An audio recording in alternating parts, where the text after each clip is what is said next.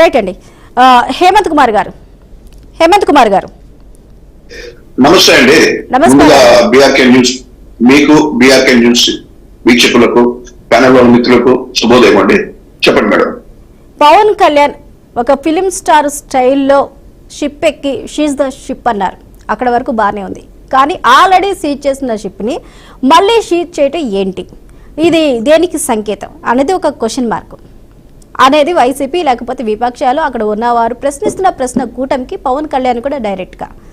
అలాంటిది ఇప్పుడు ఈ పోర్టుని ఇక్కడ నిఘా పెట్టారు, కానీ అక్కడున్న చెక్ పోస్టుల మీద నిఘా పెట్టలేదు. అధికారంలోకి వచ్చి 6 నెలలు అవుతుంది. మరి నిఘా వ్యవస్థ ఏమైంది? పోర్టు వరకు వెళ్తుంటే యంత్రాంగం ఏం చేస్తుంది? అంటే ఒక షిప్ ఎక్కేసి షిప్ అంటే సరిపోతుందా? దానికి సంబంధించిన సమగ్రంగా ఎక్కడి నుంచి ప్రక్షాళన చేయాలి అనే అంశాల మీద ఫోకస్ పెట్టడం లేదా? ఏం జరుగుతుంది మేడం? ప్రక్షాళన అనేది జరుగుతుంది.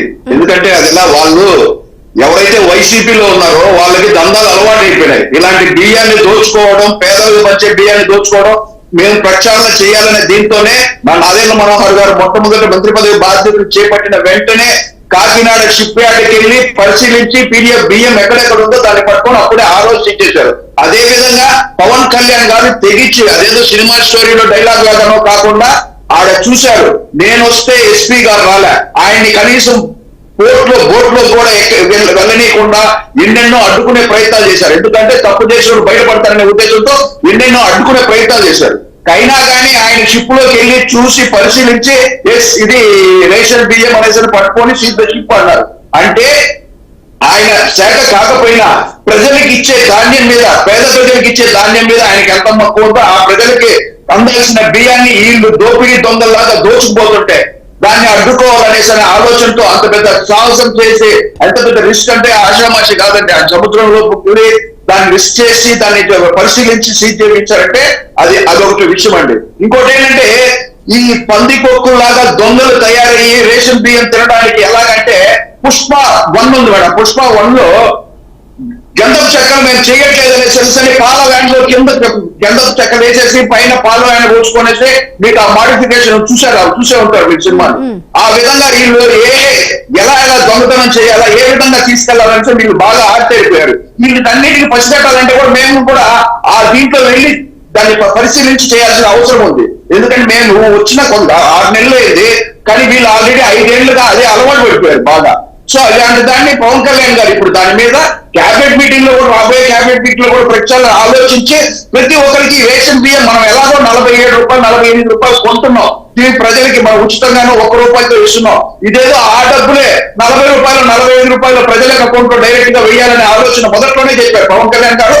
మాది ఫస్ట్ మేనిఫెస్టోలో ఉండేటప్పుడు కూడా చెప్పారు. కానీ ఈ రోజు క్యాబినెట్ కూటమి ప్రభుత్వం కాబట్టి క్యాబినెట్ లో పరిశీలించి ఖచ్చితంగా దాన్ని ప్రక్షాళన చేసి ఏదైతే ప్రజలకు ఉపయోగకరంగా ఉంటుంది. ఎందుకంటే రేషన్ బియ్యం కొన్ని, ట్రాన్స్పోర్ట్, రేషన్ ఇవన్నీ చాలా కొద్దిగా పెద్ద తతంగం. ఎందుకంటే దొంగలకి చాలా అవకాశాలు ఇచ్చినట్టుంటాయి కొన్ని సమయాల్లో తప్పవు ఇలాంటి నిర్ణయాలు, తీసుకోవాల్సిన నిర్ణయాలు. ఎందుకంటే ప్రభుత్వాలు చేసేది, గత ప్రభుత్వం వైసీపీ ప్రభుత్వం లాగా కాదు, వాళ్ళ చేసుకోవడం, వైసీపీ వాళ్ళు చేసుకోవడం అలా కాదు కూటమి ప్రభుత్వం.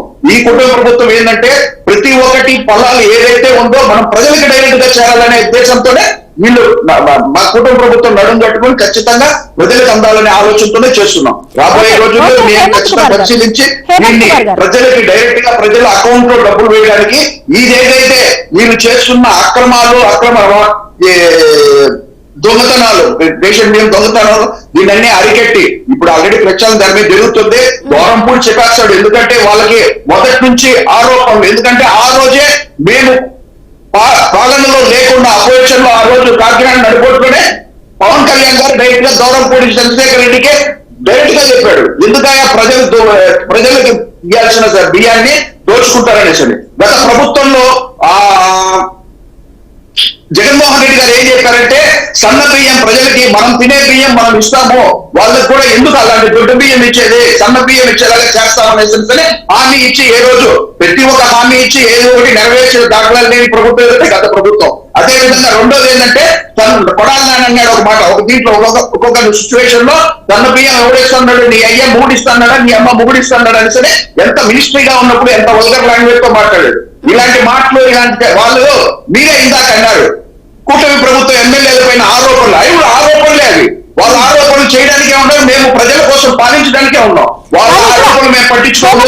ఎన్నున్నా చేసే ప్రతి ఒక్క అక్రమాన్ని ఖచ్చితంగా వెలికి తీసే దానికి తగిన ఎవరైతే ఉన్నారో బాధ్యులు వాళ్ళకి శిక్షించడమే ఈ కూటమి ప్రభుత్వం తీసుకునే చాలా సీరియస్ నిర్ణయాలు. ఖచ్చితంగా దీని మీద ప్రక్షాళన వస్తుంది చాలా తొందరలో. అంటే వచ్చిన 6 నెలల్లోనే మాయా మంత్రాలు వేసేసి రాష్ట్ర ప్రభుత్వాన్ని అద్భుత దీపం అల్లావుద్దీన్ లాగా చేయగలుగుతామంటే అది కుదరదు. ఎందుకంటే ఇది రాష్ట్రాన్ని డెవలప్ చేయాలంటే వీళ్ళు పాతుకుపోయారు. మీరు ఇందాక అన్నట్టు పోర్టులన్నీ కేంద్ర పరిధిలో ఉంటాయి. కేంద్ర పరిధిలో ఉన్నా కూడా ఇక్కడ వాళ్ళతో టైఅప్ అయిపోయారు. ఎవరైతే ఉన్నారో వాళ్ళని మేనేజ్ చేశారు.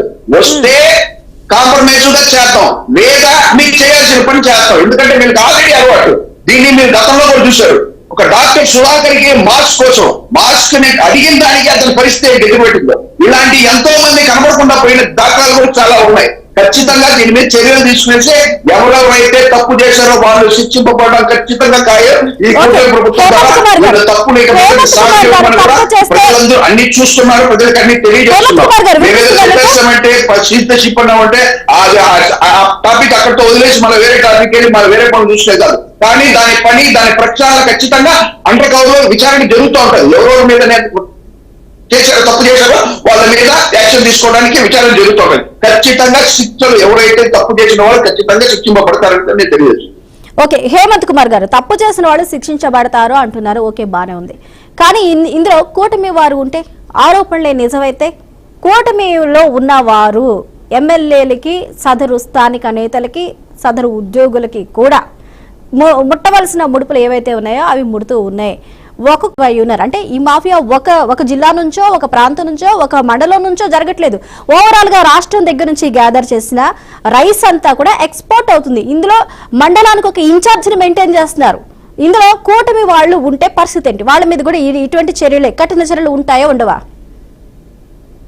మీరు ఇందాక చెప్పినట్టే, నేను ఇందాక మీరు ఏదైతే చెప్పానో మీరు చెప్పిందే ఆరోపణలు అనేసి. ఆరోపణలు ఎవరైనా ఆరోపణ చేయొచ్చు, నిజాన్ని చేయగలగాల. ఒకవేళ మీరు చెప్పింది మీరు జరిగినట్టే ఒకవేళ కూటమి ప్రభుత్వంలో వాళ్ళు కానీ కూటమిలో ఉన్న ఎమ్మెల్యేలు కావచ్చు, ఎవరైనా కావచ్చు, ఖచ్చితంగా శిక్షింపబడతారు. తప్పు చేస్తే ఎవరైనా సరే తన భేదం లేకుండా ఆల్రెడీ అసెంబ్లీ జరిగే తర్వాత ఒకరోజు అసెంబ్లీ ఆపేసి ప్రతి ఒక్క ఎమ్మెల్యేలకి క్లాసులు పెట్టి మనం చేయాల్సిన తదుపరి కార్యక్రమాలు మన క్యాడర్ ఎవరైతే ఉన్నారో ఎవరైనా సరే తప్పు చేసి చేయకుండా మీరు చూసుకోవాల్సిన బాధ్యత మీరుంటే, మీరు తప్పు చేస్తే మీ మీద కూడా నిఘాలు ఉంటాయి అనేసి ఆల్రెడీ ముఖ్యమంత్రి చంద్రబాబు నాయుడు గారు కానీ ఉప ముఖ్యమంత్రి పవన్ కళ్యాణ్ గారు కానీ సూచనలు ఆల్రెడీ ఇచ్చారు. ఒకవేళ ఉంటే ఎవరైనా సరే తప్పదు. ఈ రోజు నిన్న మొన్న కూడా తిరుపతి నుంచి చాలా దగ్గర చెన్నైకి వెళ్ళారు, చెన్నై పోర్టుకి. చెన్నై అదే విధంగా నేను ముందుగా చెప్పినట్టు ఏదైతే ఫస్ట్ చెప్పానో పుష్ప సినిమా 1 ట్యాంకర్ కింద అలాంటి సెటప్ చేసి రైస్ పోతా ఉంటే ఇదే మరి పీడీ రైస్ పోతా ఉంటే పట్టుబడ్డారు. అదే మరి లారీ పట్టుబడి దాన్ని కూడా సీజ్ చేశారు. ఎందుకంటే ఎప్పటికప్పుడు జరుగుతూనే ఉంటది. మీరు అడిగిన ప్రశ్న ప్రకారం ఖచ్చితంగా ఎవరు తప్పు చేసినా including cadre or MLA or minister anybody will be punished. ఎందుకంటే ఈ రోజు కొత్తగా కాదండి, చంద్రబాబు నాయుడు ప్రభుత్వం ఈ రోజు కొత్తగా మనం చూడట్లే. ఆయన గతంలో కూడా పాలనలో ఉన్న ఎవరైనా పాలకులు ఎవరైనా సరే తప్పు చేస్తే ఖచ్చితంగా దాన్ని రాష్ట్ర ప్రభుత్వం సీరియస్ గా తీసుకొని ఎవరున్నారు విత్ ఎవిడెన్స్ ఉంటే ఖచ్చితంగా శిక్షణ పడతాం. మీరు అలాంటి ఏదైనా ఉన్నా కూడా మీరు టెలికాస్ట్ చేయండి. ఖచ్చితంగా ప్రభుత్వం దాన్ని అబ్జర్వ్ చేస్తుంది.